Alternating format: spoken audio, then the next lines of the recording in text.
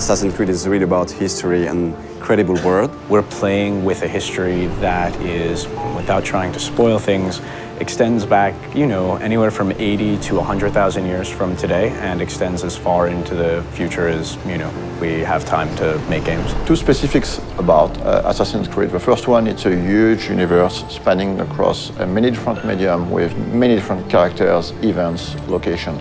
The second one is the community. The community on Assassin's Creed is extremely knowledgeable about this universe and also has very high expectation about what's coming next in terms of story. So putting all these things together, we realized it was time to fit everything into one reliable source of information. Actually, it really has been a back and forth process between the Encyclopedia writers and the games writers to make sure that all the content of the book, of the Encyclopedia, is really accurate. Well, we start by going through all the data, and then we would decide on what articles we wanted to do. And once we had that settled, we would write down a brief description of the article, send it out to the external writers, who would then return the full content to us. The best part about this project was adding new content.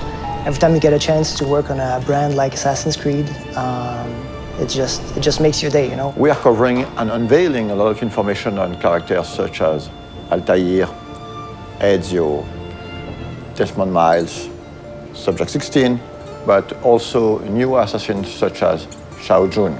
One of the very first challenges was dealing with so much data. Assassin's Creed has been around for a while and has a wealth of information from both the story standpoint within the game universe and just history in general. So going through all of that and figuring out what might be most interesting to put in the encyclopedia was very much the first challenge that I encountered.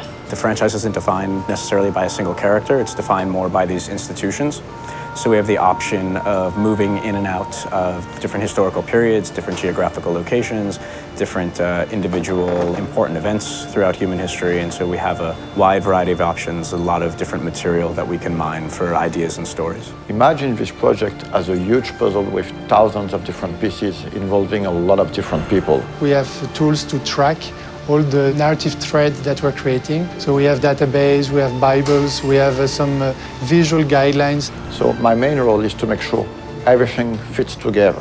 So what we did was we tried to match specific kinds of content to writers whom we knew or figured would be interested in writing that kind of stuff. Some of the biggest experts on Assassin's Creed are actually within the community. So when the time came to start writing the encyclopedia, we realized it would be very good to try to seek one writers coming from the community. So I heard about the job writing for the Encyclopedia on the UB Workshop website, and I thought, well, it's about video games and it's about history, so it seemed perfect for me. We were really surprised by the reaction. We got hundreds of submissions, and some of them were very, very good. Well, most of the stuff I wrote was biographies, so of both the characters purely from the games and historical figures behind it. To make a long story short, instead of hiring one person, we finally hired 5 writers coming from the community. What I tried to do is dispatch the articles based on some of the test submissions they'd sent in, seeing what they liked to write best,